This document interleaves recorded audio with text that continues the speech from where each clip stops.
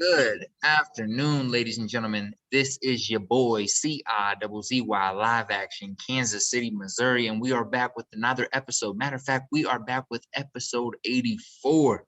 And for everyone that's been rocking with me since episode 1 all the way to 84, I love you. I appreciate you. Shout out to you. Thank you for supporting from 1 to 84. It's been a long journey, and I'm glad that on episode 84, I've decided to once again, just like I say every week, bring on a dope guest. And today's dope guest is Marc Edwards. Go ahead and introduce yourself, my brother. Tell them about you. Tell them where you're from. Tell them what you do. Say what's up to the people. What up, folks? Yes, Marc Edwards, Marc the KC Realtor. That's what my go by name is, alias, all that good stuff. I'm from Kansas City, Missouri, born and raised, and I'm here to bless the podcast. Appreciate you having me on, my man. Absolutely. So like you said, you're a Kansas City realtor. You are Kansas City born and raised. Let's jump into the early history of Marc Edwards. So what part of town did you grow up in? What was like early life like? Were you into sports? Were you into music? What were your early interests? Let's start with young Marc, 14-year-old Marc. What was life looking like for you? Woo, 14, man. Yeah, 14. Shoot, I was into everything, man. Yes, I played a lot of sports. So yeah, 14, man, I was, like everybody else, little knucklehead running around and trying to get on the basketball team. You know what I mean? So Yes, sir. wasn't even thinking about real estate or none of that at that period of time. You know what I mean? But yeah, I'm from Kansas City. Grew up down off of 23rd Van Brunt. I lived in the hood. Grew up off of Cypress. I mean, we moved around a lot when I was little. But yeah, definitely, man. I love it, man. I'm from KC, born and raised, and that's what I do. So I help my people in KC find properties, buy, sell, invest, do a little, everything when it comes to real estate. So Hell yeah. And on the offside that you don't talk about too much, but that I know from just being able to meet with coffee with you before and stuff, you also have some experience in the healthcare industry as well. So can you talk about like, you go through high school, you decide to go to what is it? Fort Hayes? Did you go to Fort Hayes? Nice. Fort Hays State. Yeah. So what did you study there? And then how did you end up in the healthcare world? And then from there, how did you transition into the real estate industry? Well, it's a long story. I'm trying to break it down Tell it, real Marc. quick, you know what I mean? But yeah, by the way of about 3-4 different colleges, you know what I mean. I ended up getting me a nursing degree. But when I was at Fort Hays State, honestly, I was there for business. First major was computer sciences. I did JUCO, little junior college football, independence community, and then said, nope. You know how we do when you're young, switch that major. Say, okay, I'm gonna do business. Nope. Got down there at Fort Hays, and I had a family friend that introduced me to taking care of people that were disabled, mentally challenged, mentally disabled. And so I started doing that for a while, ended up being a manager of a couple homes. And then they said, hey, we'll pay for your CNA, all this good stuff. So I was like, all right, did that. And next thing you know, it just grew on me. Before you know it, I was working with CNA in a hospital. We moved to Topeka. So I was out in Topeka for a while, worked at the hospital, and all the CNA or all the nurses that I worked for used to come tell me like, "Hey, you going to nursing school?" And I even had patients that used to say, "Hey, are you in nursing school? You're good at what you do." And that's when that popped off in my head. I was like, "Okay, maybe I can do this."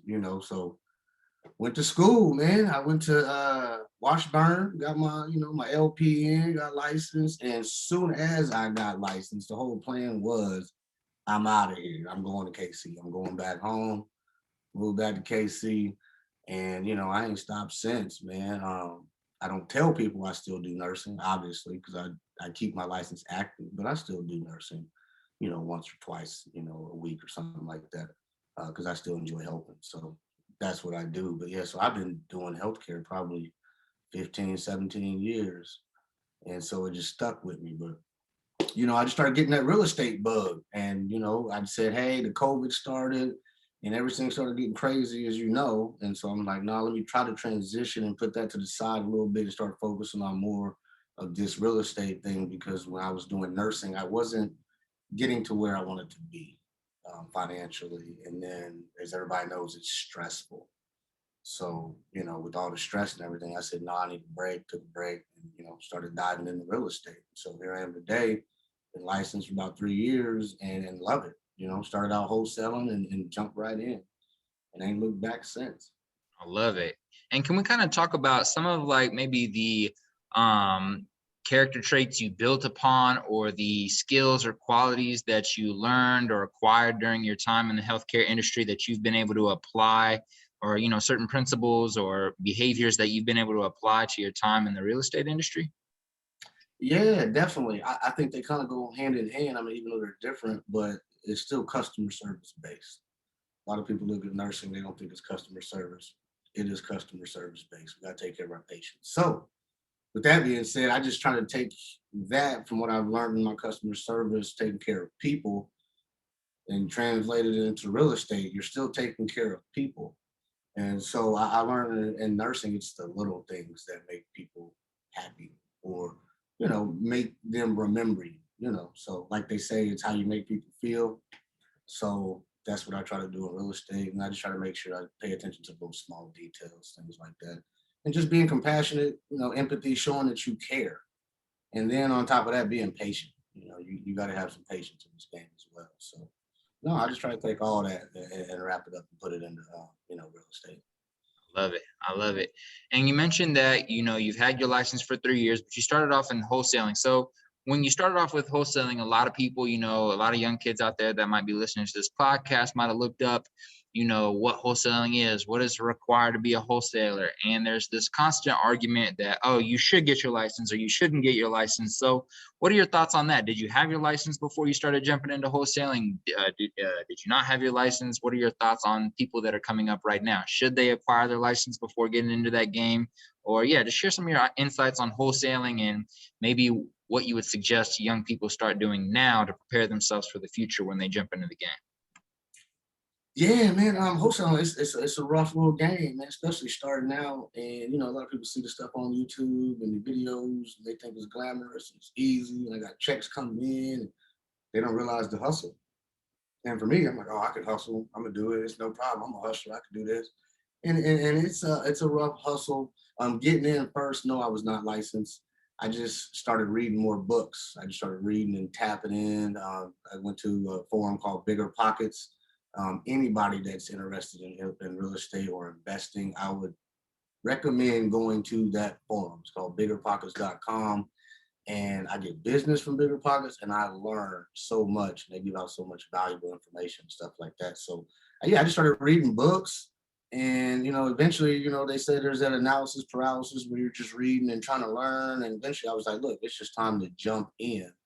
And I jumped, and I was like, okay, started putting out ads and started putting out bandit signs, and said, I'm just going to go for it. Got t-shirts made, like, hey, I'm about to start marketing, and jumped in, and I did it for a little while, and it was okay, but I didn't realize how difficult it was.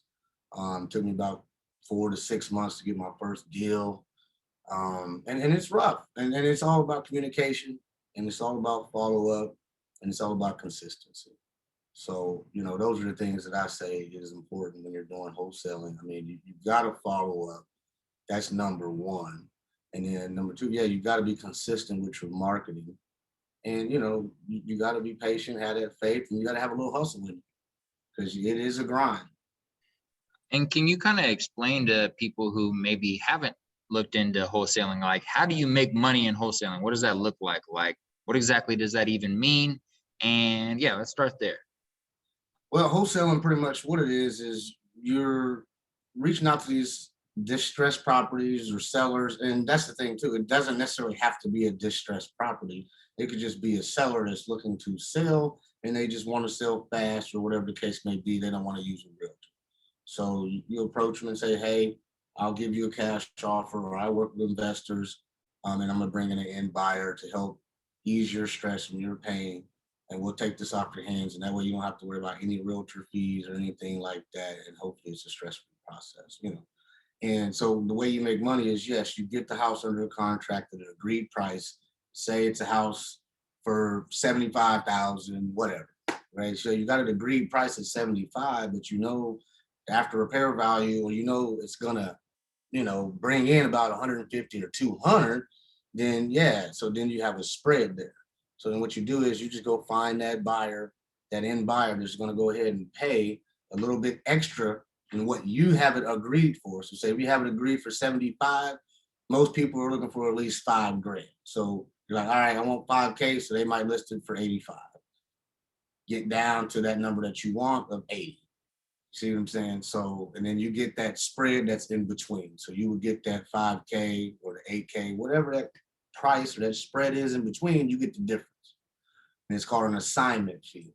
So pretty much it's the end buyer who's the end flipper who's going to rehab it, fix it up, and either just rent it out or they're going to sell it.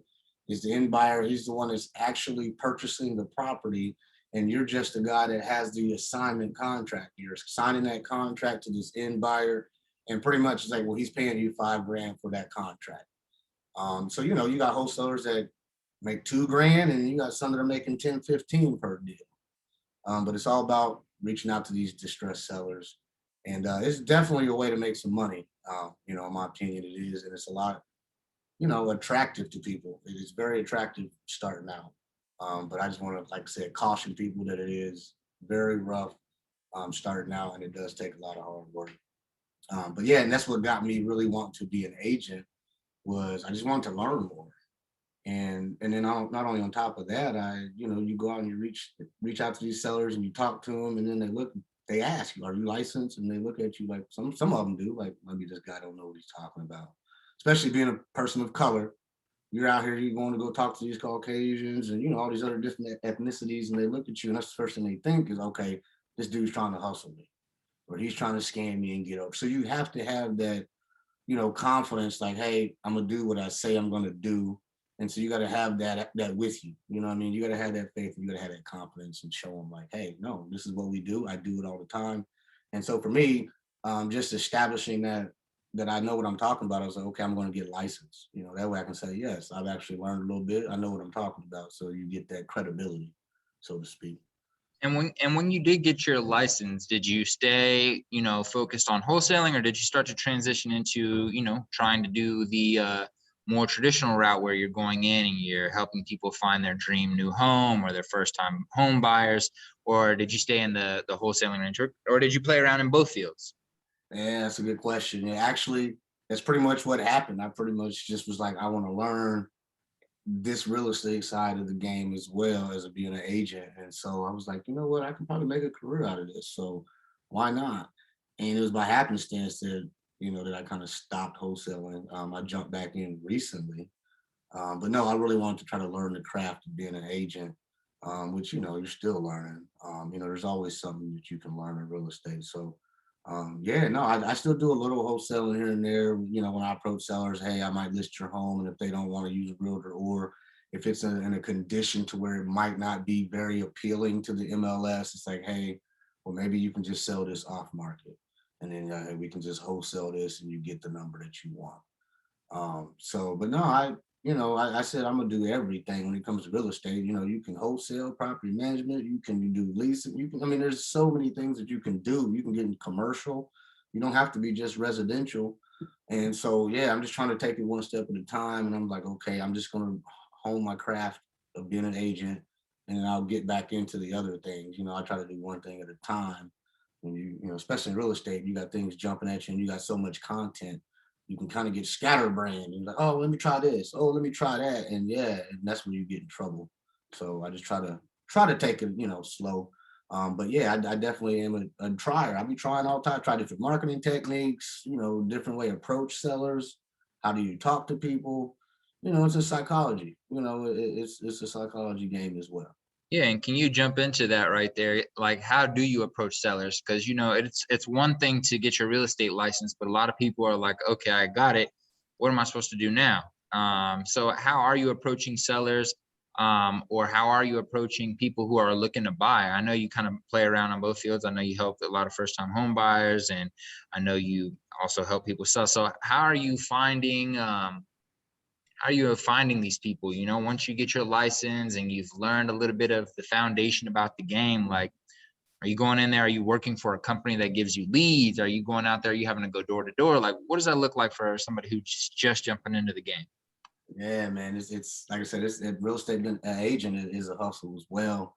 And that's the thing. They don't teach you that. They say, hey, we're gonna get you a license, and then you out the door, you're ready to go. And man, they throw you out there to the wolves. So you gotta kind of be fast with it. You gotta learn. And yeah, man, you gotta adapt. And so for me, I build it up off the relationships I had from wholesaling, a bunch of investors. So I was like, well, that's gonna be my niche. Me, I wanted myself, I want to get into investing. And so what's the best way to learn than by helping investors acquire properties? So the way I be finding clients is, for one, like I said, I go to bigger pockets, I'll comment, give information to try to help these other investors when they have questions about investing out of state, or you can get on there and just blog about what you're doing with your business or whatnot. But the easiest way is to tap into your sphere. People that you know, obviously, because they have to know you, and trust you. So family and friends, you just reach out to family and friends, say, hey, I'm new to real estate. This is what I'm doing now. Hey, let's sit down and have a conversation to see if there's anything I can do to help you out. If you're interested in just knowing about the market, or you are interested in possibly selling your home or buying one, let's sit down and have coffee, or, just meet for lunch.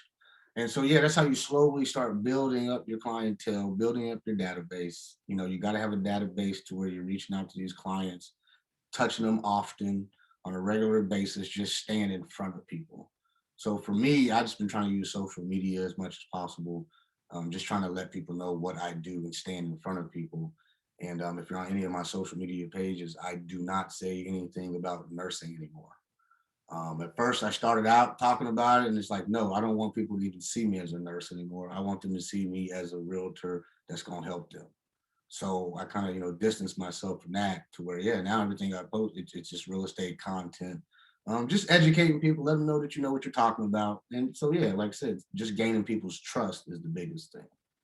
Gaining people's trust. And do you think that there's a lot of value in starting to work for a brokerage when you become a licensed real estate agent, or do you think that there might be bigger benefits just starting out trying to hustle on your own, using social, going door to door, like connecting that way? What is your opinion on going either direction? Yeah, well, for one, you have to put your license underneath a broker, automatic. So you have to, no ifs, ands, buts about it. Unless you have your broker's license, you have to hang your hat somewhere at some brokerage. So then you have to interview brokerages, which was weird and interesting to me as well. It's like, it's like a job interview, but instead of them interviewing you're interviewing them, like, hey, what can you provide me? What kind of training do you provide? What type of assistance? Like you said, do you provide leads? And then it's like, okay, what is this going to cost me? Because people don't realize how much realtors pay in fees every month or every year. We got to pay our realtor fees, we got to pay our broker fees, our office fees, so they do add up. So you got to factor that in as well. Some people factor in office location. Do you want to drive 30 minutes to your office, or would you want something close? But at the end of the day, you want to get a broker that cares and somebody that's going to support you.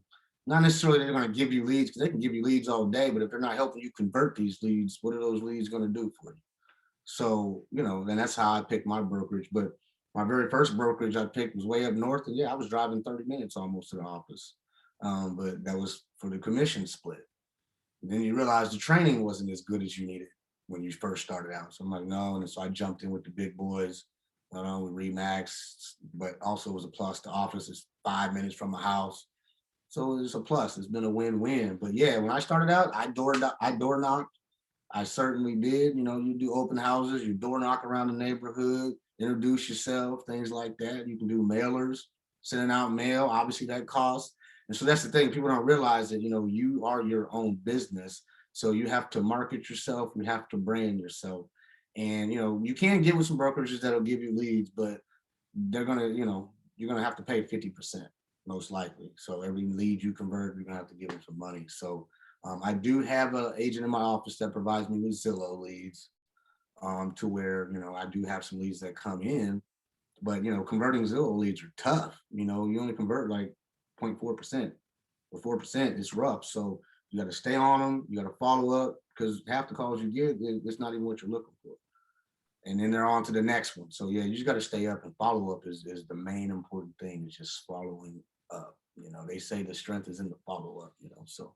Right. And with that being said, like when you follow up or when you have your first conversation with the potential lead, you have to qualify them. So what do potential first-time home buyers need to know about the process? Like, what do they need to come to you with before they're asking for a real estate agent, before they're requesting for a call or a consultation or coming to see an open house? What do they need to have ready? Like, do they need to have a paper that shows their credit score? Do they need to, how long do they need to be working a job? Like, what does that look like? How does the process look like for a first-time home buyer when they're working with you or when they call you? Like, Yeah, they just reach out and say, hey, like I had some client or somebody just reached out the other day, and most of the time, yeah, they just say, hey, I want to buy a house, but they have no idea what it takes to get into one. And so I always tell them the first things first is credit. You know, what's your credit looking like? You know, that's first things first. You're not gonna be able to buy a home without decent credit. So I tell my clients to get your credit right. You know, credit is king. People say cash is king, but I'm like, no, that's the queen. Credit is king, because if you got credit, they can give you all the cash, and they're giving money out right now at super low interest rates. So I just tell them, get your credit right. And when your credit's right, there's only three things that you need. That's what I tell everybody. You need a decent credit score of at least 580, 2 years job history, and then 2 years rental history. And that's all I tell everybody. I'm like, if you got 2 years that you've been on a job, you're good. You got the 580, which is the bare minimum. But if you got that, you're decent. There's lenders out there that will give you a loan. And then also, yeah, if you got decent rental history, you can probably get yourself into a home. But then also, people don't realize that you will need a little bit of money up front as well, you know, possibly for a down payment. You got to pay for an inspection. You got to pay for an appraisal. And it's like those are little things that people aren't aware of. They just think that, okay, maybe I need a down payment. They don't realize that they need to pay for an inspection, pay for appraisal. So, and that can be a little fine. I mean, a little fee, you know, about $1,000 that's coming out of your pocket. So I just tell all my clients, make sure you got your ducks in a row. And in this busy market, you have to have a pre-approval. I mean, it's just you're just wasting everybody's time if you don't have a pre-approval. So I get them in the door. If they're not ready, I send them to credit repair so they can get their credit right. And then when the credit repair people let me know, they update me, say, hey, this client is ready. And then we get it going. I send them to a lender, they get the pre-approval, and then we're out looking for homes. And it is a process. And so I tell everybody too to be patient. You know, you can get your credit fixed in a month, 2 months, depending on where it's at. Sometimes it could take 6 months. But I'm like, be patient, you'll get there at the end of the day.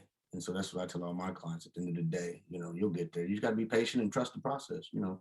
So if somebody's coming in, they got a 580 credit score, and they've been renting an apartment in downtown Kansas City for 2 years, and they've had a job for 4 years straight, never quit, no lulls in their employment. They're in a pretty good place to at least start the process of looking for a home. Is that correct?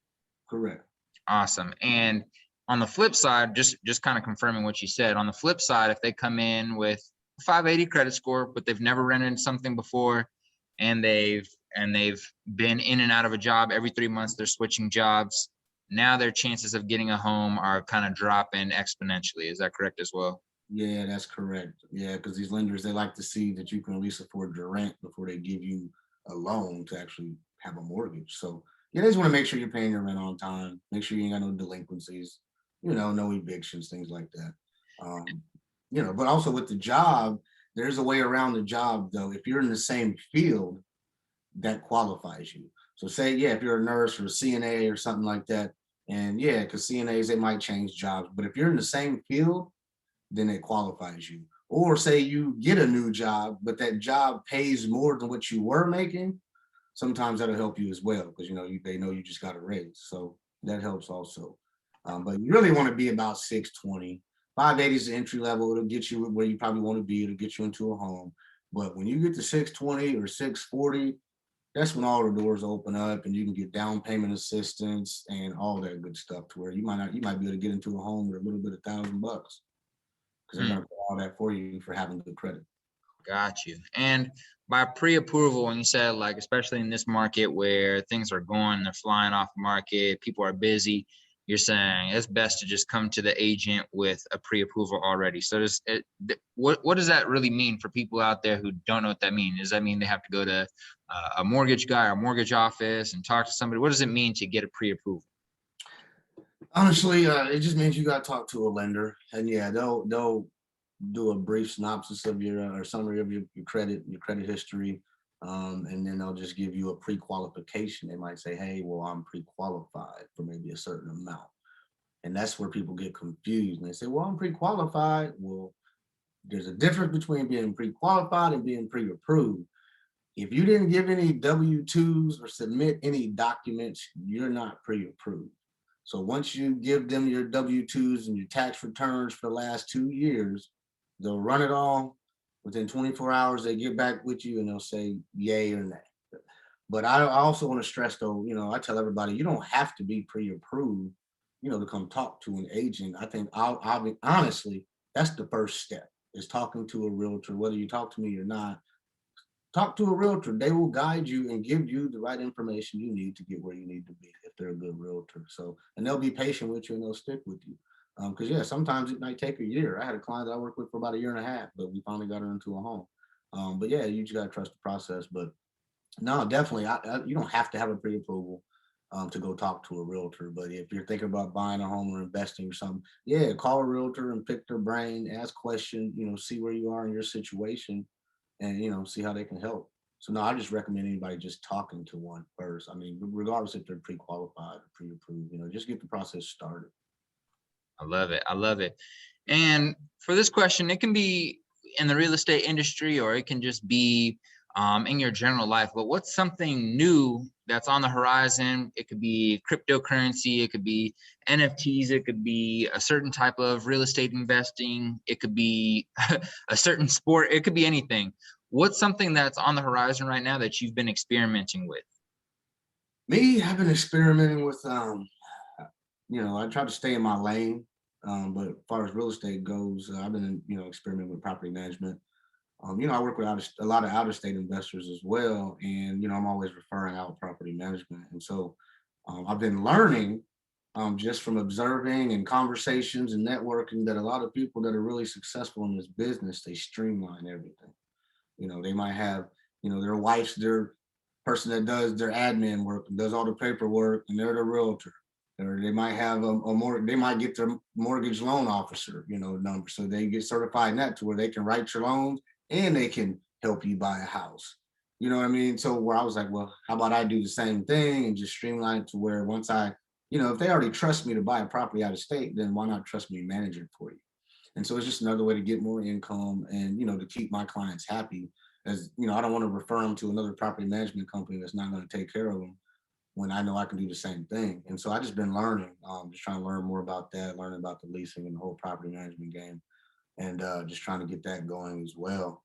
And that's what's new for me on the horizon is property management and just doing more investing, myself as well. So no, that's what I'm looking forward to here coming up in this new year, 22. Since we hitting the fourth quarter, we running out of time for 21. So I'm really just starting to try to plan and get ready for the next year, man. And that's what you got to do. You got to plan. You got to plan. I love it. You got to prepare a year ahead of time. That's why I love to hear from some of my mentors. They're like, I already planned for 2022 and 2021. When I enter 2022, I already know my goals. I already know the process. I know everything I'm doing before that time comes. So I think that's something that a lot of the listeners can take, take heed to and really get active on. So I love that. What is, I don't know if you're currently actively investing right now or if you plan on, or I'm sure you plan on it in the future, but what's kind of like in your head right now, your investment thesis? Are you interested in multi-family investing? Are you looking in buy and holding? Are you looking to flip? Like, what does your future in real estate look like outside of just being, not just being, because that's awesome too, but outside of being an agent? Investing. You hit it on the nail. Obviously, because, us agents, there's no 401k. Some offices may provide it, but for the most part, there is no retirement. So you got to bust your butt and save. But what I tell everybody is practice what we preach. We sit out here talking about buying properties and accumulating wealth and things like that. So we got to start doing the same things. Successful agents, they do invest themselves. I've learned that also. And so, yeah, that's what I'm looking forward to. Me, my biggest thing is buying and holding. Because there's a lot of things out here like that you can do. Like you said, there's flipping, there's wholesaling, there's all types of things you can do. But I don't, in my opinion, I don't think they're sustainable, in my opinion. Because you can wholesale, you're gonna get some nice checks coming in, but you got to keep it going to get that nice check. And at the end of the day, most people when they get into real estate, what do they want? They want passive income, and being a wholesaler is far from being passive. You got to work to get that income. And so then once you stop working, if you don't build a team, then yeah, you're gonna always be working for that next wholesale deal. But you got successful wholesalers out here that are building teams to where yes, then they can step aside and start being, more passive, but it's rough, to try to sustain that. And then same thing with flipping. It's the continuous, I gotta go find another flip. People don't realize you gotta pay the taxes once you flip it, pay these capital gains. And so then they get to a point to where I gotta go find another property in order just to make sure I can stay afloat and keep going. So, flipping, it's a good way to make some money as well. And, I don't mind, I plan on maybe getting into doing maybe one or two flips a year or something like that. But for me, it's all about buy and hold single families, and I want to get into some small multifamily as well, some duplexes and fourplexes, things like that. But all about acquiring passive income. So for me, I want to acquire some rentals. I got goals to leave my kids at least 3, 4 properties each. That's one of my goals. And so, yeah, and that way I want to set my kids up for success as well. They don't have to worry about going to go rent or buy from anybody else. They can come to me. This is a property that they can leverage. When they get older, hey, this is yours. You can buy it, you can sell it, you can pull equity out. There's things that you can do. And so I want to do that for my kids. So I set them up, to where they can be successful. And that's what we need to do too, as well as, for these children. You know what I mean? So now I'm trying to get that passive income. I'm trying to acquire properties. I love it. I love it. And for those people out there who are looking to do the same thing, who are some people that you suggest, like newbies, like straight newbies that don't really know much about real estate at all, don't know anything about um, any of it? Where are you sending people to learn more? I know you mentioned Bigger Pockets at the beginning of this conversation, and I agree.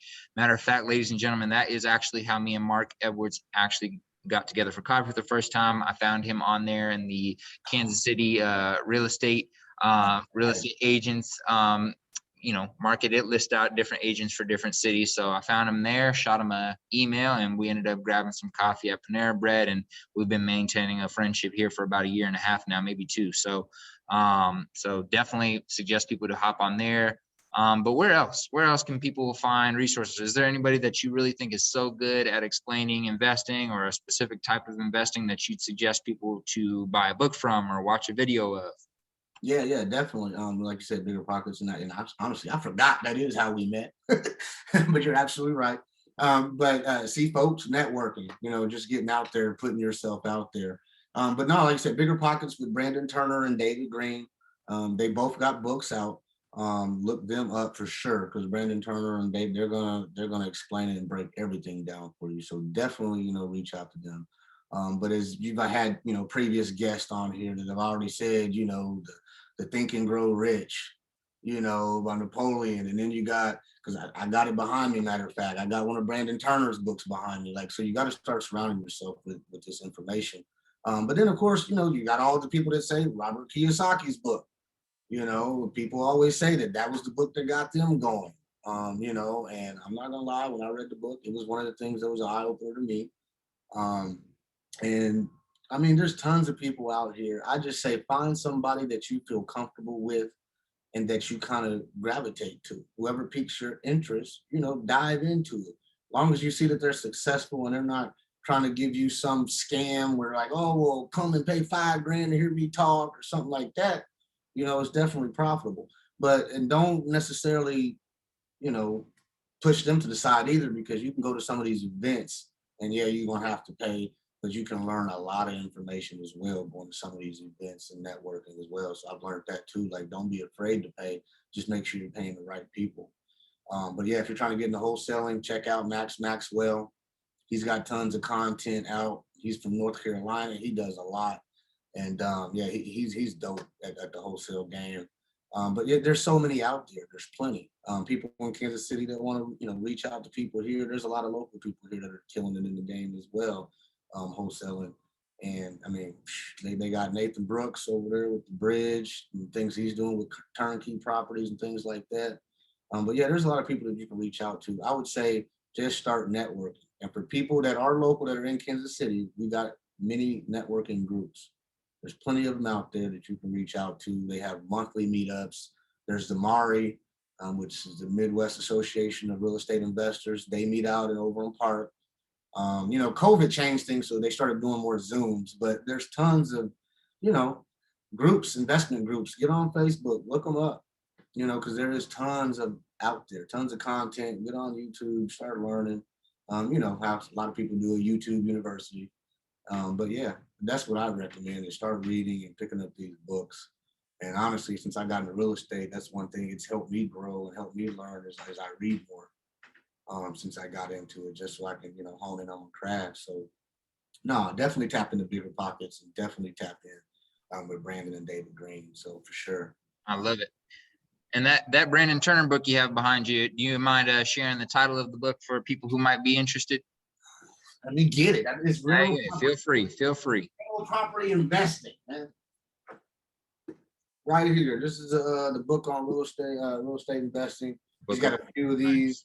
If you join Bigger Pockets, and I ain't getting paid, but if you join Bigger Pockets, they give out tons of discounts for being a pro member. I'm a pro member. So they give you discounts on these books. You get them 20% off. They got calculators on there to help you analyze your properties. All types of stuff. It's all types of information and content. And so that's why I say, like you said, go there because there's going to be tons of books and they got tons of podcasts. And it can get overwhelming on so much information that they provide. So now, if anybody's thinking about that, thinking about investing, you can reach out to me. But yeah, you definitely can reach out to some of these other cats because they're definitely killing it in the game. They're going to give you lots of information for sure.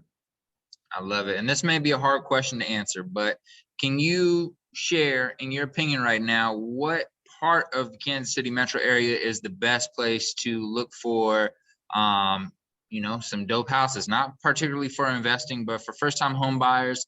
Where should people be looking? What are good neighborhoods? What are some good areas that got some quality new builds? What are some good areas of town that people should be looking for their first home? Well, I mean, there's a few little hot spots. Yeah, that is a little tough question because everybody's got their own preferences where they want to stay and things like that. But obviously, as everybody knows, Overland Park has obviously got a lot of nice homes, nice area. Obviously, out there in Kansas, those areas, Overland Park, Leawood, obviously. But on the Missouri side, we got some lovely homes as well. In Lee Summit, Blue Springs, where I live. Raymore, they got some nice properties out there. But no, I would recommend straight, but Lee Summit, it's nice. But obviously you're going to pay for the taxes. They say Lee Summit is like the Overland Park of Missouri, because the taxes are so high. But, if you want to live in a nice area, you're going to pay for it at the end of the day, no matter where you're at. But then obviously Blue Springs, because we got, good schools, good school district. But yeah, the other hot areas is near Cerner for investing. Cerner, it's hot, because they brought in all that. The property value is just going up over there in that area. Obviously, Waldo, everybody knows the Waldo area is always nice and hot. They can sell an empty lot over there for about 80 grand. It's crazy. So, yeah, Waldo is a very nice area as well. But no, everybody's got their preferences. But I would just say go where the good schools are at. Go where you feel comfortable at. And speaking of that, when you're having, first-time home buyers call you, what are some questions that real estate agents should be asking first-time home buyers, or what are the questions they should be asking to really understand what their customers looking for, what their clients looking for? What are some maybe 2 to 3 questions that are your go-to to ask and really get a good idea of what your customer might be looking for? Yeah, I always ask the same questions I do. Okay, what exactly are you looking for? One. Okay, what area are you looking in? And then of course, you always ask what's your budget. And then, yeah, they're going to tell you. And that's the thing. Once you ask those questions, they're going to tell you, they're going to lay it on the line for the most part.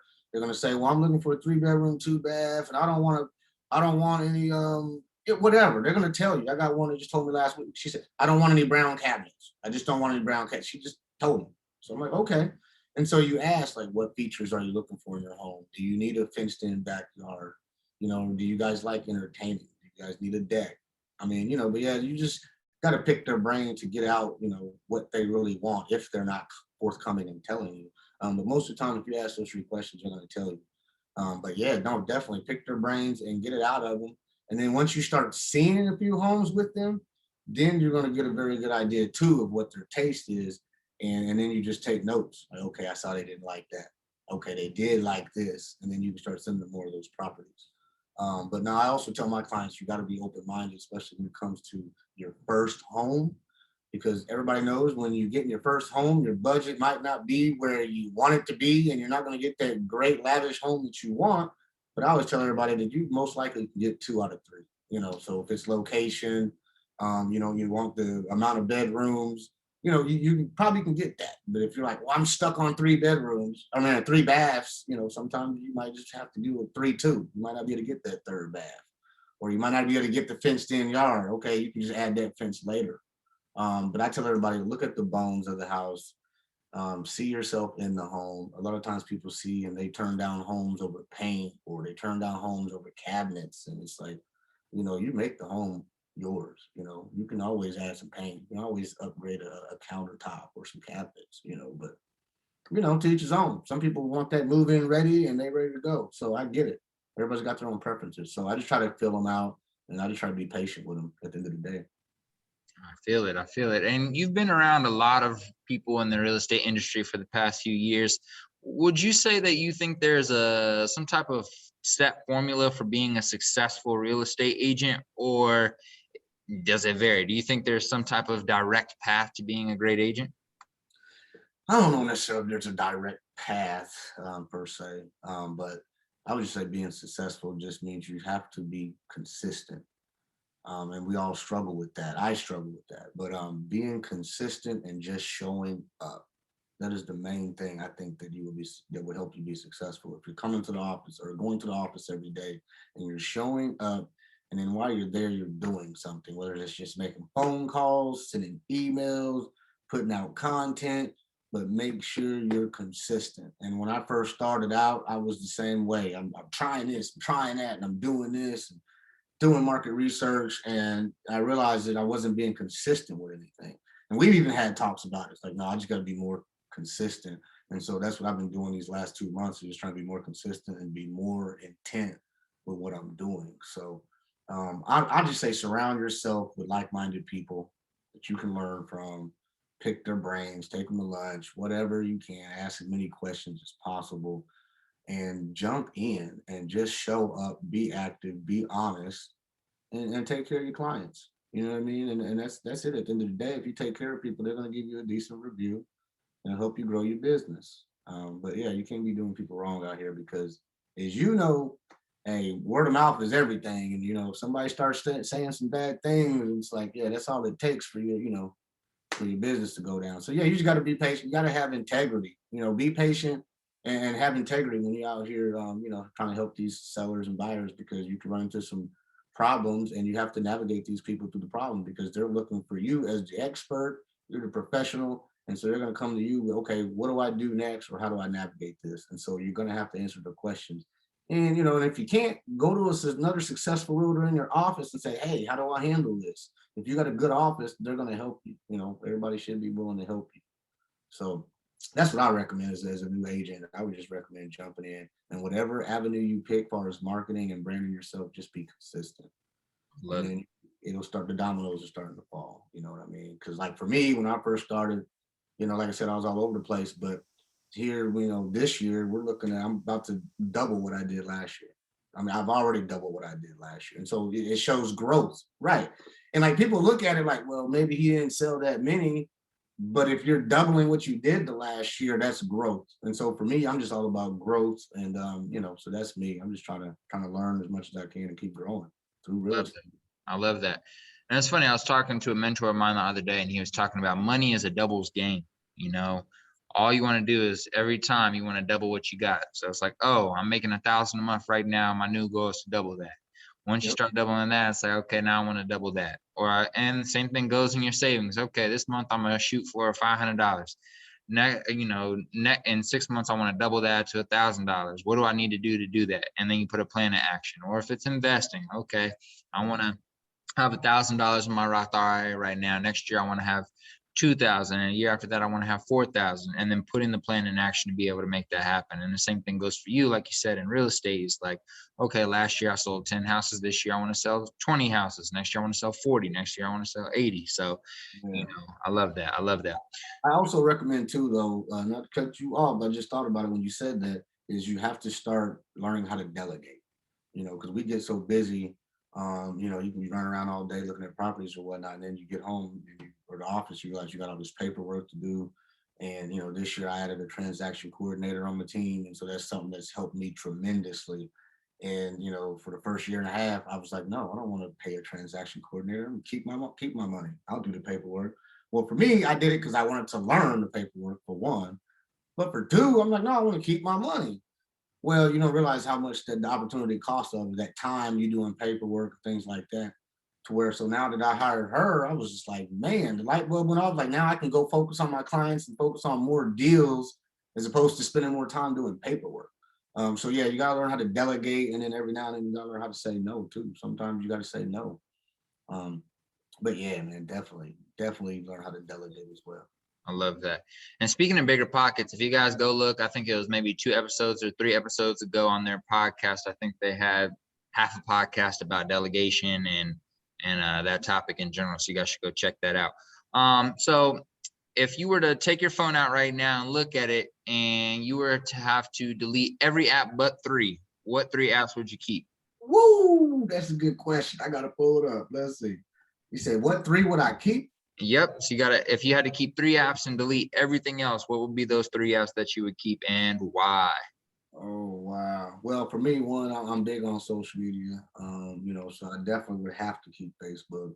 I don't really get too big on it on my laptop or my computer, so I definitely would have to keep Facebook on there, of course. But also, let me see, because when you get busy, you get tons of apps, man. So I got tons of apps on here. But no, I would also say I would have to. Whew, obviously, I'm gonna have to keep my showing time app for my showings and things like that, because I'm gonna have to be updated on that as well. And then, yeah, that's a very good question. I would say my digital business card. This little app I got, my little digital business card, send it out. Automatic. It's like, bam, here, you got all my information. It's easy when you're networking as well. You go out, bam, click. It's called DizBiz.com. You go out there, folks, DizBiz. You can set you up a digital business card. I love the app. I love just sending it out to people as well. But no, that's a very good question as well, my man. And talking about podcasts, I've seen, you've had a few real estate folks on here, and I've seen you've been venturing out, and you're talking about, people to ask and reach out to. I just thought too that I saw you had, or you visited when it was Ryan George's thing, investment thing. And like, yeah, I've had conversations with him. I've networked with him. He's a good guy too, as well. He's killing it as well in the game. Absolutely. Yeah. Ryan's a real one. He's definitely a hustler, good energy, and he's real. He keeps it real and raw. And that's what I appreciate the most about, people, especially in the real estate industry, is people who just keep it real and raw up front with you. They're not trying to be anything different.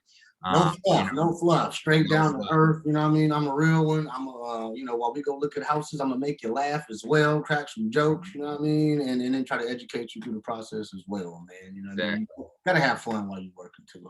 You gotta have mandatory, absolutely mandatory. So final 2 questions. What are 2 to 3 companies that you really admire? They don't have to be specifically in real estate, but if there's 3 companies that you can think of off the top of your head right now that you really admire, whether it's their business model, whether it's the leadership in the company, or whether it's their product, what are 3 companies that you really love? Man, one is Amazon. Man, what he's done over there, man, and starting out his garage, the processes, what they do, and I love it. And I'm a lifetime member with Amazon, so definitely got to go with Amazon. That would be number one. 2 more companies, man. There's so many out there that I like. But I'm not the type to really do too much with other companies and things like that. I try to stay focused on me, man, and what I can do in my systems and processes. But just off the top of my head, like I said, Amazon. Shoot, man, that's a good one. Food. Think about food. Think about food. Tech, Best Buy for tech. You know, gotta go to Best Buy. I love Best Buy, man, you know, for tech. And you said food? Oh man. We in the heart of barbecue, baby. You know what I mean? So when we want to talk about that, you know, for me, it's like 239 or Gates all day long, man. That's where Hi, I'm. how may I help you? They're gonna yell at you when you walk in the door, but they're gonna greet you. But you're gonna get yelled at and you're gonna get some And you're gonna get what you're gonna get, and you're gonna get out. Yep. Hey, it's a good business model, I tell you. I tell you. But no, I love that. I love that. So my final question for you today, Marc, first and foremost, I want to say thank you for taking some time out of your evening today. I know you got kids. I know you got a family you want to spend time with. So thank you for taking some time out to kick it here on the Culture Talk Show and, you know, conversate and chop it up about real estate. I really appreciate you. The final question of the night is, it's your last day on earth. You're 177 years old. Your great-great-grandkids are sitting at your feet. And every book you've ever written, every video you've ever posted, every social media post or blog you've ever written has to leave with you when you leave Earth.